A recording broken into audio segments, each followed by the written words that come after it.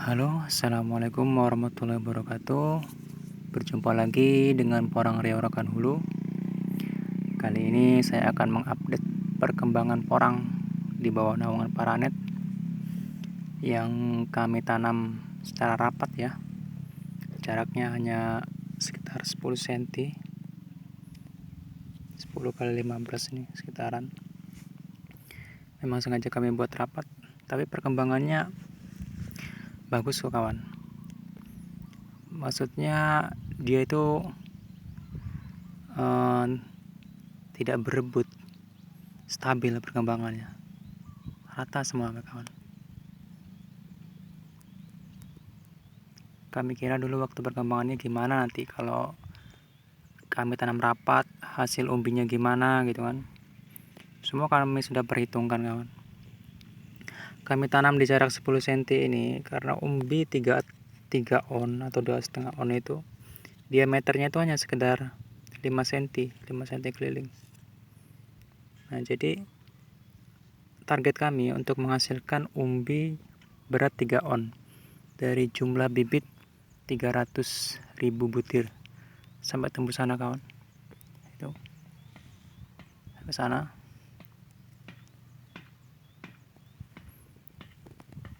Itu sampai ke ujung. Target kami 300.000 butir itu. Sampai ke itu ada yang jabutin rumput itu, penyiangan. Jadi 300.000 butir umbi seberat 3 on itu insya Allah bila kita tanam ke depan lagi akan menghasilkan umbi minim atau minimal serendah-rendahnya 2 kilo. Itu udah kami uji coba karena kami udah berhasil nanam kata. Dari kata yang sedang isi 300 saja sudah bisa menghasilkan 3 kilo dengan sistem sprinkle. Tapi dengan sistem seperti ini kawan, kita kasih sprinkle seperti ini di luar sana itu. Di sana kami praktek dekat tunggul sana itu sekitar ada 2 gulut. Itu kami udah berhasil membuat katak dari isi 300 menjadi 2 kilo.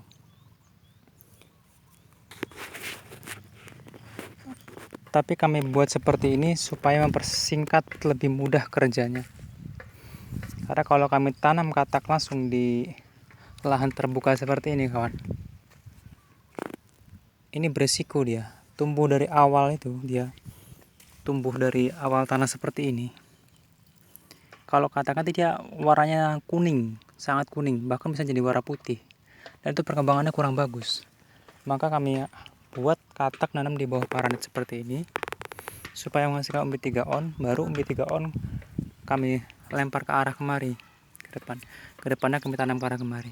Hasil umbi dari sini kami pindah kemari sebagian. Nah, ini udah kami siapkan lahan-lahannya untuk menanam umbi sebagian ke depannya sampai ujung sana, sampai pembibitan sawit itu, bahkan sampai ke pinggir box sana itu. Untuk 300.000 butir umbi dari sekitar 3 on.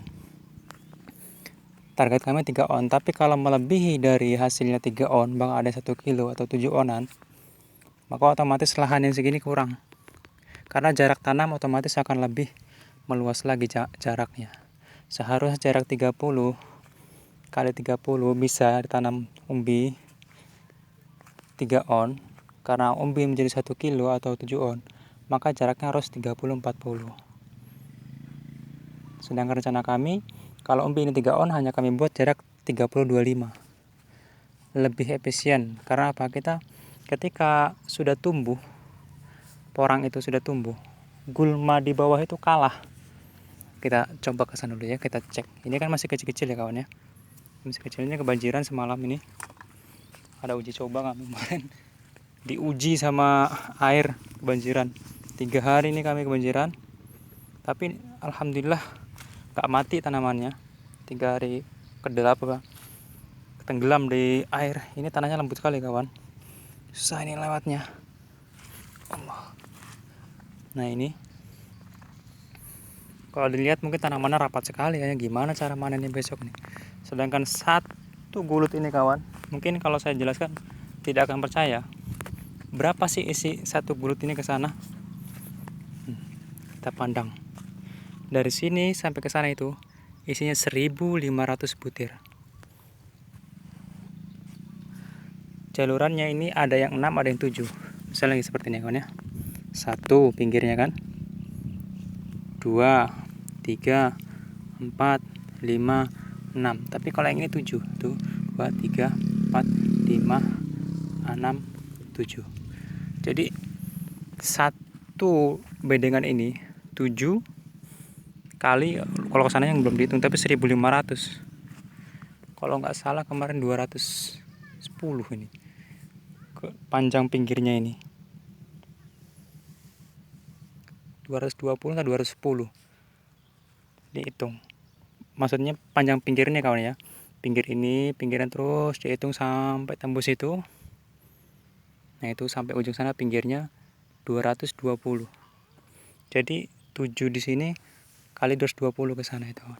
Makanya bisa kami tanam 300.000.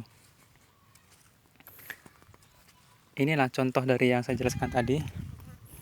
Ketika pohon itu tumbuhnya sudah besar, maka gulma di bawahnya itu tidak sanggup untuk tumbuh dia kawan. Ini baru tunas 2 aja gulmanya sudah sedikit. Sudah sedikit ya. Kalau sudah racak seperti ini tumbuhnya, ini sudah ringan perkembangannya. Tengok kawannya. Memang dia sempit posisinya, karena ini hanya jarak 10 cm.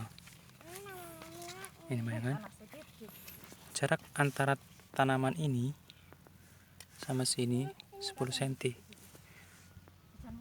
Tapi gemuk-gemuk ini udah sebesar telunjuk ini dan tunas 1, tunas 2 udah sebesar telunjuk dia. Kami buat rapat, jadi gulmanya hanya sedikit-sedikit. Seperti inilah contoh gulma yang ada tengah-tengah. Cabut. Dan hama dari tanaman ini yang paling sangat menjengkelkan adalah ulat. Kita buka ulat ini, saya taruh dalam botolnya ulatnya. Ini bukan promosi ya. Ini ulat saya taruh dalam botol. Inilah si perusak porang yang paling menjengkelkan. Nanti daunnya seperti ini kawan. Dimakan dia ini. Bahkan ada yang putus, batang-batang putus ini. Ini daunnya seperti ini. Nih. Itu kerjaannya dari ini. Yang bekerja menghancurkan itu si ini. Ini dia. Kita keluarkan. Tuh binatangnya kawan. Ini segede jentik ini. Ya. Inilah binatangnya yang merusak porang.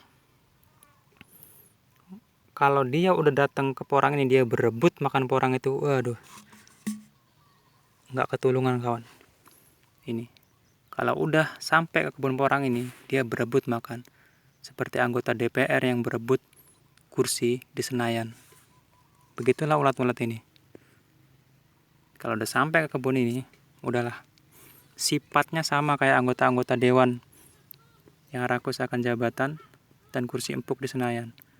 Pokoknya nempel hajar, langsung menggerogoti habis keuntungan yang ada di sini. Mungkin kawan-kawan akan ada yang bertanya tentang bagaimana ya kalau tanam rapat, apa mereka nih porang ini tidak berebut nutrisi gitu, karena hanya jarak 10 cm dan 10 cm, apa nanti dia perkembangan tanamannya subur atau enggak gitu kan, berebut nutrisi atau enggak. Ya, kami udah uji coba soal seperti ini sebelumnya, dan umbinya udah kami tanam di daerah sana, hasilnya udah tumbuh sekarang, udah besar. Itu tidak berpengaruh kawan. Porang ini beda sama pejabat pemerintah. Walaupun berdempetan, dia nggak akan berebut kursi. Ya, beda sama menteri-menteri yang ada di pemerintahan kita ya. Ketika duduk berdampingan, mereka akan saling sikut menyikut menjatuhkan. Kalau ini enggak, mereka akan saling membantu bahkan. Jadi ketika tunas kedua doyong ke sana, tunas yang kesini doyong sini, dia saling menguatkan. harusnya dia roboh ke sana, mereng, saling mengganjal dia menguatkan.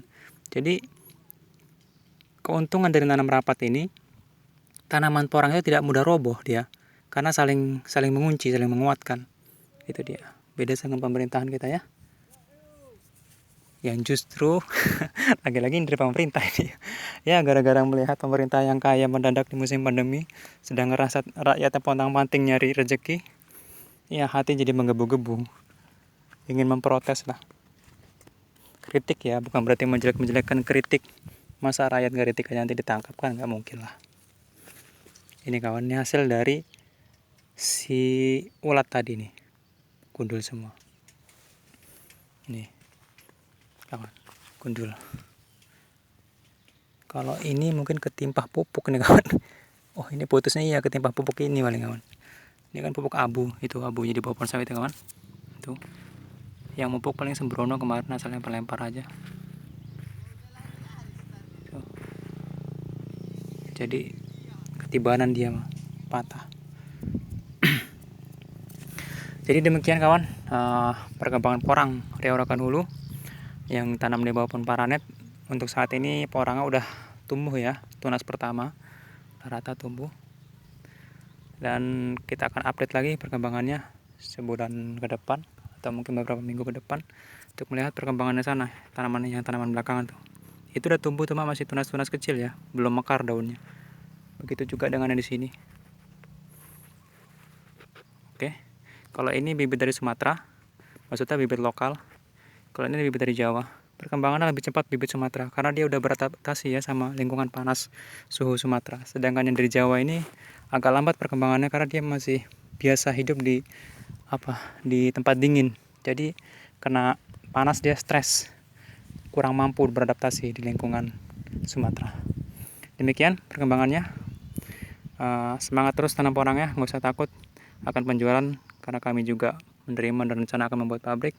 Assalamualaikum warahmatullahi wabarakatuh.